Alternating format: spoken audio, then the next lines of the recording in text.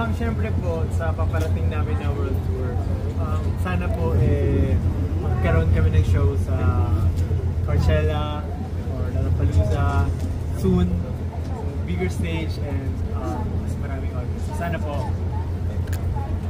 Sana. From the top. Hello Bicol, ako si Justin at padaba ko kayo. Kamu? Ay, padaba ko kamo. Padaba ko kamo. Hain ang kasilyasan dite. Nakakaudo na ako. Tapos nag-perform na ulit. Okay. Tapos last spiel.